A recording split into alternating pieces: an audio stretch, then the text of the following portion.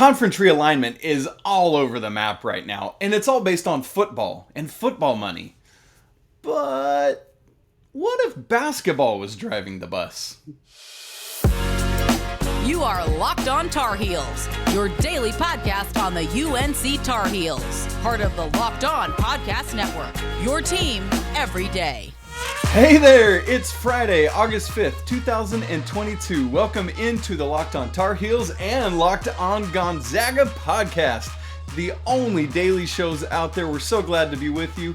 We are your host of those shows. I'm Isaac Schade. I am joined by the host of Locked On Zags, Mr. Andy Patton, for a great crossover today. And we want to thank you for making Locked On Tar Heels and Locked On Zags your first listen or your first watch every single day. Please don't forget that our shows are free and available anywhere you get podcasts. So go ahead and subscribe right now. For those of you watching, smash the like button, and you're going to want to leave some comments on this one. I can guarantee it. Today's episode is brought to you by BetOnline. BetOnline has you covered this season with more props, odds, and lines than ever before. BetOnline, where the game starts. Oh man, okay, for those of you watching, it is Fro Friday, as we do every Friday on Locked On Tar Heels. Andy declined because he's follically impaired, but not a lot I could have done. So here's what's happening today. Andy and I are doing a crossover where we're both going to do a conference realignment draft, but here's the twist. Everything in the real world's based on football and the money. We're doing it strictly based on basketball. So what's going to happen? Andy and I are going to draft each a 12-team conference, so 24 total teams, based solely on basketball. Andy's already got Gonzaga. I've already got North Carolina. It's kind of like the captains for the All-Star game for the NBA, so that's what we're doing. I've got a nice quarter here from Maryland. We're going to do a coin flip for first pick. We'll just alternate back and forth. And the cool thing is it's totally dealer's choice on how you pick which teams you want. We haven't set parameters other than it's solely based on basketball. So love that. And I'm sure Andy and I have some similar teams, but maybe in a different order. So Andy, you ready to call some heads or tails, my friend? I absolutely am. I'm excited about this. This is going to be a fun one. And I will take tails. I'll take tails. Okay, here we go. It is heads. All right. Okay, so I'm going to take the first pick then, because that's what I want to do as the winner. And we're going to start the first pick in the Andy and Isaac Conference Realignment Draft. I am taking the Kentucky Wildcats. Right. Man, I mean, this is almost a no-brainer to me. Like, this team is all-time wins, number 2 behind Kansas. So many, 53 conference championships, 33 conference tournament championships, second most national championships ever, 8. Runner-up for most NCAA. I mean, it's just, the list goes on, and NBA draft picks, and the Calipari of it all. Yep. And so, give me Wildcats to start my lineup. Andy, what about you? What do you think about that? And where are you going? I think that's a great pick. Obviously, for Gonzaga, they just scheduled a game. Yes, November 20th, right? November 20th. Very excited about that. I think last time you and I did a crossover episode, Pete Nance committed to North Carolina during the show. That's this right. time, not quite during the show, but very close together Yeah. with when we're recording Gonzaga, Kentucky, Calipari few. It's going to be a super fun game. I'm excited about that one. That would have been probably my top choice or my second choice. I was prepared to go with either them or Duke. So in this situation, I'm going to take Duke. I feel kind of bad. I thought for sure you were going to take Duke for the rivalry, but Gonzaga and Duke have played a lot of good matchups. I think they're, one of the best programs of the last 20 years. They're moving in a different direction without Coach K there. So that's something to monitor, but highest level recruiting, them in Kentucky for the last decade plus. They've been one of the highest ranked programs. Their Ken Pom median is 5 for the last 25 years. That is outstanding for their median ranking. Really, really solid program. I'm curious to see what their future looks like without Coach K, but I have no doubt they're still going to be a top level program for a very long time. Absolutely. And I think that uncertainty with John Shire is what ultimately bumped them to 2 for me. And yeah, it's hard to think about that rivalry, but Kentucky, North Carolina is so close as well, and I think it's just a way to thump the little brother down the road there. So I love that pick. That's where I would have gone with number 2 as well. Honestly, this next choice is the one I've debated over the most, and I know there's a team out there that has the most national championships in history, but give me the Kansas Jayhawks with my next pick. I know that UCLA has, most all-time national championships, but they just, I know they're doing better now under Mick Cronin, but Kansas has all the momentum, most all-time wins, just coming off the national championship, 4 national championships, 6 runners-up, 16 Final Fours all time. They're just a cool brand in a place where people are crazy for it. In LA, do people know UCLA exists half the time? I don't know. And I know there's some impending things, punishments coming down, but I think it's just going to be a slap on the wrist, and they'll be right back to things with Bill Self, who's a young coach. He's got it rolling. Give me the Kansas Jayhawks. I love it. That's who I would have picked. Once again, Kansas, obviously phenomenal program. And I am going to go with UCLA here. Like you mentioned, I'm close with another school, and based on how this is going so far, that's probably who you're going to take next. But for me, UCLA, the brand is incredibly strong. I know that the LA market is a bit tenuous, and they're obviously moving conferences. So a little bit like Duke, there's more uncertainty in the future than perhaps there has been in the past, but UCLA has also been a bit down in the last decade or so. I'm hoping they're kind of on the upswing. Clearly, they made a Final Four very recently. Them and Gonzaga have had some very intense rivalries in the past, so I think that a conference with Gonzaga, Duke, UCLA, you're going to have a lot of really good games right off the shoot. So I'm very excited about what that would look like. Man, absolutely. And that just makes all the sense in the world. You're bi-coastal now, but you're keeping your West Coast stuff in line, man. That's awesome. I love it. And I don't know if this is the school you alluded to, but this next choice for me is another historic team that hasn't been as good lately versus a team that is on the rise and has been going nuts lately. And so I'm going to take the Villanova Wildcats with my next choice. Similar to Duke, right? We're without Jay right now, but man, Villanova is rolling. They've just been doing all this stuff lately. 3 national championships, 1 runner-up, 6 Final Fours. They're 19th in all-time wins, so there's not quite the level of history as some of these others.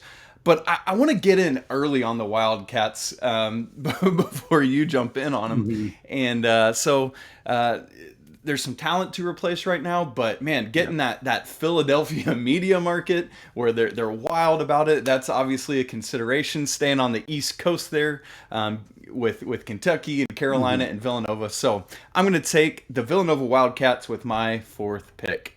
Yeah, I like that pick a lot too. They were definitely high on my list. But again, I was kind of debating if I was going with Duke. Do I want to take another team that has a new coach right away? A little bit of uncertainty there. They probably would have been my next pick, or they were right there. But the program that I'm going to take next is definitely lower on the historical rankings, but is definitely a very, very strong program right now.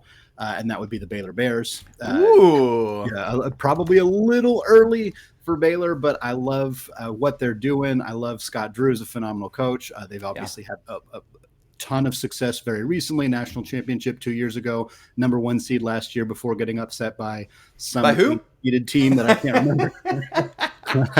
But no, it's a very exciting program right now. I think getting a chance to add them to this group right now gives us a really solid base of programs that have been good recently and are hopefully going to continue to be good in the future.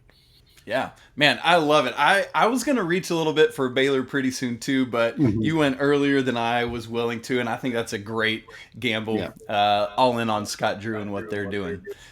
What I will do, though, is take the other team that I was debating on when I took Villanova, and that is give me some history with the Indiana Hoosiers. I'm going to slot them in next. I think they're back on the upswing. There's some good movement, similar to North Carolina, right? A second-year head coach coming in. Trace Jackson Davis coming back. Good recruiting. In fact, Carolina and Indiana have the ACC Big Ten Challenge this year. But, I mean, when you look at just everything that Indiana has had through the years, 5 national championships, a runner-up, 8 Final Fours, 10th in all-time wins. I mean, I got to take the Hoosiers there. That's almost a no-brainer to get them as my 5th team off the board. Absolutely. How can you go wrong with Indiana, right? Yeah. the key, basketball mecca, Hoosiers, all of that. Yeah. Like, it makes a ton of sense. I'm going to go with the other program that I was thinking with my last pick and that I thought there was a chance you were going to steal from me right there. A program that's a little bit on the downswing lately, not expected to be a phenomenal program next year. Another team the Zags have on their calendar. Maybe I'm just have the non-conference schedule on the brain, but I'm picking the Spartans of Michigan State. Yes, dang it. One of the top 5 programs of the last 25 years. Yep. Again, they're a little bit down right now. Izzo's, not going to be coaching forever, but it's still a phenomenal program by and large, and I think a team that really adds a lot of cachet to the conference. Yes, that's so good. Mark Izzo is Mr. March. Mark Izzo. I gotcha. Oh man.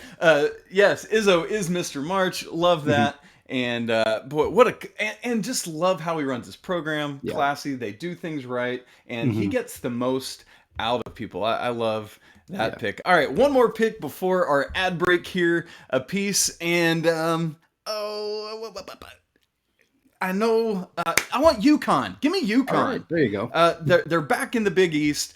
I know it's another team that's more kind of recent with what they've done, but 4 national championships, 5 Final Fours, similar to what we've said with Baylor. Not quite as much history. 28th. The coaching pedigree isn't necessarily there right now. Right. It hasn't been since Jim Calhoun retired, but UConn being back in the Big East, I think there's some good movement, and I just love their brand. Again, it's another Northeast brand that people love up there and has national recognition. So I'll take the Yukon Huskies with my 6th choice. All right, I am going to close out the first segment with my next pick. First of all, love the UConn pick, had them high on my list, especially with them being back in the Big East. But I'm going to stay out on the West Coast. Not surprised by that. I'm going to take the Arizona Wildcats here to close out the first round. Another Pac-12 program. Obviously, Tommy Lloyd and Mark Few, very strong connection. Lloyd worked under Few for 20 years before taking this job at Arizona. I don't think they're ever going to schedule each other, so this is a good way for me to force it so that they have to play each other twice a year. Arizona obviously has had a tremendous amount of success, and Tommy turned that team into a number 1 ranked seed last year in his first year. I think with his recruiting prowess, this is going to be a really strong program going forward. Absolutely. Woof. All right, we're going to come back in the second segment. Isaac and I have more picks to make. This is going to be really, really fun as we continue to shape up what our dream conferences are going to look like. But before we do, let me tell you about BetOnline. BetOnline.net is the fastest and easiest way to check in on all your betting needs. Find all your favorite sports and events at the #1 online source for odds, lines, and games. There's also reviews and news of every league, including Major League Baseball, NFL, NBA, NHL, combat sports, esports, and even golf. BetOnline continues to be the top online resource for all your sports wagering info. From live in-game betting, scores, and podcasts, they've got you covered. Head to BetOnline today or use your mobile device to learn more about all the trends in action. BetOnline, where the game starts. All right, segment 2. Still Andy Patton, still Isaac Schade, locked on Zags, locked on Tar Heels, having so much fun drafting our dream college basketball conferences. If we didn't have to worry about those pesky football programs out there, this is what those dream conferences would look like. Isaac, I believe you're up. I believe I am. Quick recap. Here's Andy's team so far. Gonzaga, Duke, UCLA, Michigan State, Arizona, Baylor. That's insane. For me, North Carolina, Kentucky, Kansas, Indiana, Villanova, UConn. I mean, this is ridiculous. Pretty insane too. It's loaded, and I'm going to add to mine another team that's a little bit down right. No, I'm changing my mind. You took Michigan State. I want their rivals. I want the Michigan Wolverines in my conference. And so give me that. I love Juwan Howard. He's got moxie. He's got national cachet. The Michigan Wolverines are rolling. They a couple of years ago had some shots at the national championship. There's the history of the Fab Five, all of that. I know there was some of it vacated. You got to deal with that, but still, I mean, this team Yeah, give me all the Michigan Wolverines. I love it. National brand. Love it. Yeah, that was who I was going to take. I was like, oh, is he not going to go with Michigan? And then you did. I totally understand it, though. A high-quality program, of course. Since you're going with Michigan, I'm going to go with another one of their rivals, another program that has been very good for a long time, although not in the best spot they've ever been lately. That is the Buckeyes of Ohio State. Yeah. They're a top 10 program in the last 25 years. Obviously, Big Ten powerhouse. Again, it's been kind of good, but not great in the last few years, but I have little doubt that they're going to turn things around and be a really quality program for a very long time. Yeah, man, that's a great call. I love it. I love it. I love it. So I will take, man, this is where it's just like you're picking and choosing, and I'm jumping around now. Yeah. I want the Louisville Cardinals. Okay, there you go. Give me some Louisville. Making me a little bit of a, not ACC homer because they've been Big East for a long time, but Louisville, I know they had that 2013 national championship revoked, but has 2 national championships, 8 Final Fours. Really, it's 3 national championships. Who are we kidding? I love having them and Kentucky both in my conference. If we don't have Carolina and Duke rivalry, at least we keep that one. And going to be really interesting to see how things continue to go with them. But again, it's another national brand, and I think just one that's going to always be up there. Plus, just so much history with the Louisville Cardinals. Yeah, absolutely. I've been staring at my list for a while. I'm not 100% sure what direction to go. There's like 5 programs that I think are defensible to take right here. Probably more than that, but I think I'm going to lean into another East Coast team, another team that has a history against Gonzaga, particularly in the NCAA tournament. Not a history that Gonzaga fans like to remember all of that much, but that would be the Syracuse Orange. They beat Gonzaga a handful of times, obviously have been a phenomenal program for a really long time, are probably at one of their lowest points right now, which is kind of why I was hesitating a little bit. Yeah. But I have a hard time not thinking this program will bounce back in some capacity. And I think adding them to the conference that already has teams like Duke and Michigan State and Arizona, like this is going to be a really, really strong addition. Makes us a little bit wider coast to coast, which is always fun too. Yeah, I think that's a great pick. As you said, the big question is what's going to happen when Jim Boeheim retires. Exactly. But man, they're cool, man, and the zone is so unique, and love that. I'm with you. We've hung around the Big Ten a lot today, and I'm going to go back there and give me Illinois. I'll take some of that action. It just seems to make sense. I know Carolina has some history with them, the 2005 national championship game. They've never won a national championship, but they've come close, a runner-up. They've been in the Final Four 5 times. They're doing well in the transfer portal right now. I think there's some recency bias to it for me. I loved Ayo Dosunmu a couple of years ago. I know they got upset by that Illinois-Chicago team, but 14th in all-time wins, and just has a good Midwestern hold to it. I've already got Indiana and Michigan, and so there's some natural stuff there as well. Yeah, absolutely. They were definitely high on my list, right in there with some of the programs I just took. So 100% feel you on that one. I'm going to stick with the East Coast. I'm going to stick with the new coach. That's been a large theme of coaches on their way out or new coaches coming in. But I'm going to go with the Gators, the Florida Gators. Todd Golden is a coach that I have a tremendous amount of respect for. Obviously, Gonzaga played him quite a bit the last few years when he was at San Francisco. He did some really good things with the program that does not have nearly the resources that Florida has. I think that there's going to be a lot of success early for that program under Coach Golden. There was a really great article by Matt Norlander at CBS about Golden and his philosophies, and obviously having that Florida money and that pedigree that program has, I think is going to make this a really strong team for the next decade plus. So I'm happy to add them to the conference here. Yeah, I think that's a great call. Loved those back-to-back national championship teams. That was a lot of fun to watch. I'm gonna go down south to the SEC and take some Arkansas Razorbacks. I am a huge Must Bus fan. Like, this dude is cool. They're bringing back some of that Nolan Richardson era moxie that they had there. They lost some good draft picks last year, but that's good for the program. They're going to be top, probably top 5 this year coming in, and do have that 94 national championship, 6 Final Fours, a runner-up finish. The history might not fully be there, but they're top 30 in wins all time. I love the Razorbacks. Give them to me.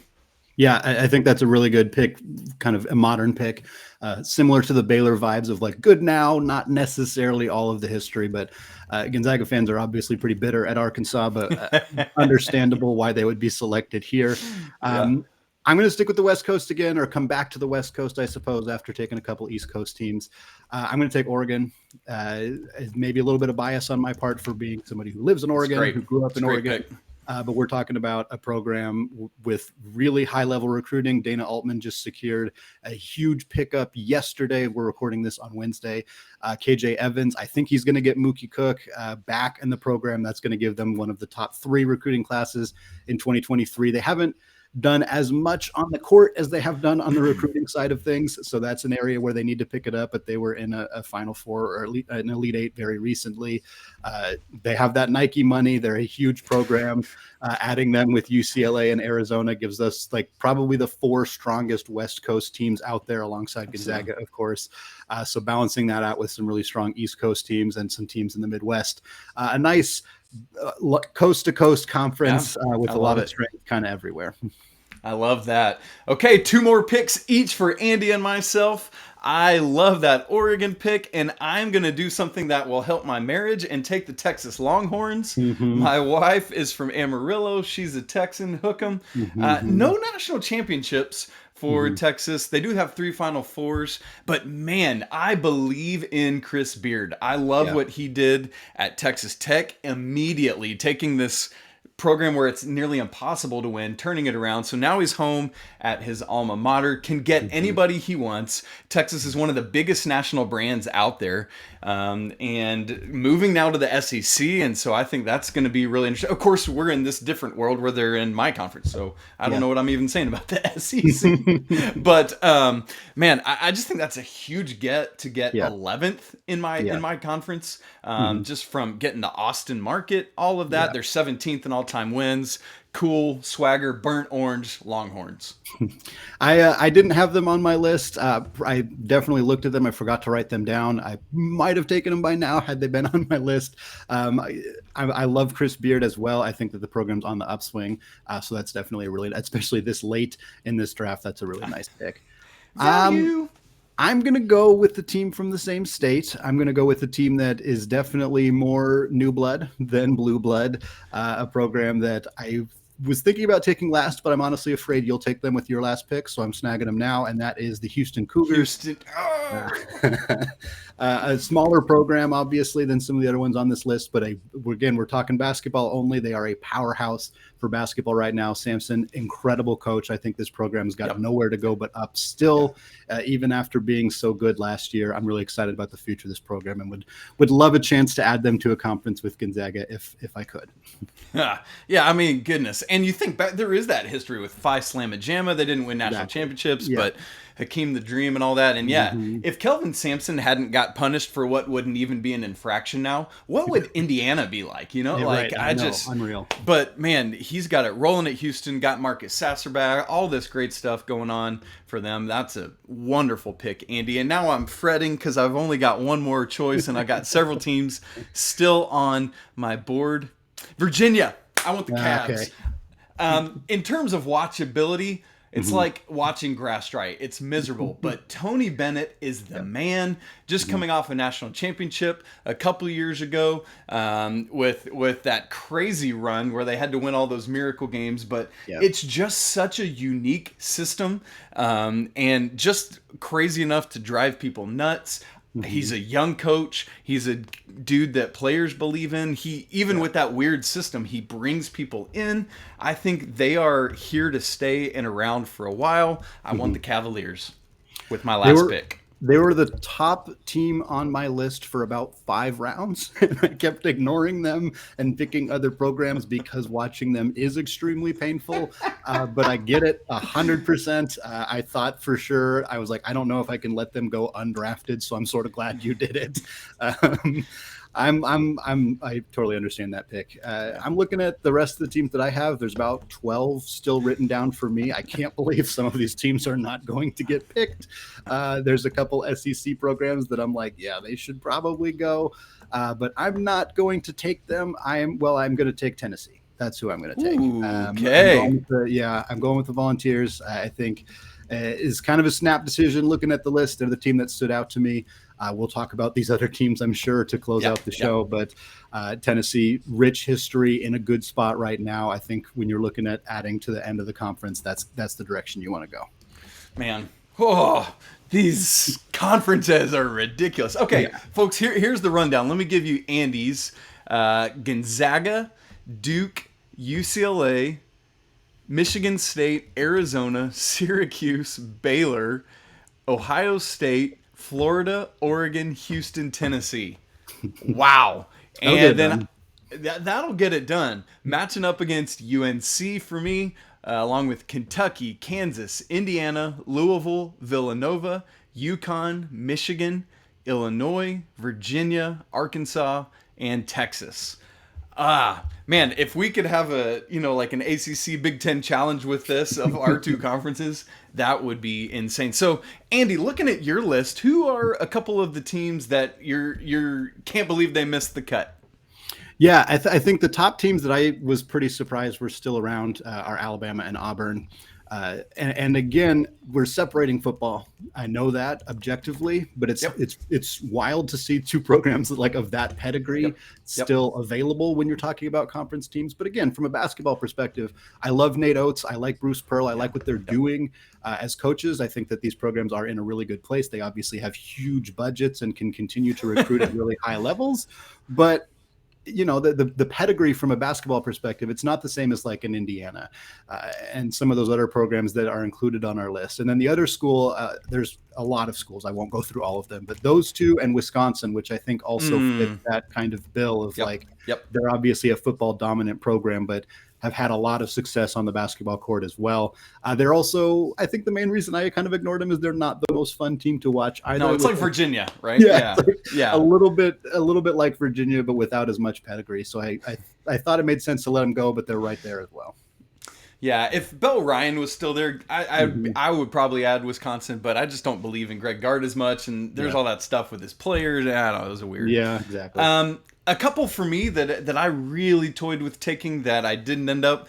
Notre Dame. I love Mike Bray. Obviously, what a huge brand nationally. That's great. Cincinnati, Georgetown. Those would be more historic choices. Not doing as much right now. Cincinnati has Wes Miller, a Carolina alum, at the helm in his second year. And then probably the other biggest surprise to me is maybe Purdue or Memphis. Some of those. But again, when you can only take 24 total teams, we're looking at these getting left out. And Oklahoma's on the board, NC State, Maryland, Marquette, Utah. I thought you might take Utah, St. John's, it's wacky. Creighton's a big one. Creighton, I'm surprised it's still around. LSU, obviously huge program there. It was tough to make some of those decisions. I love the Big East. And so for me, I was like, should I take Creighton? Xavier's still around. Obviously Marquette, you mentioned them. Georgetown, you mentioned.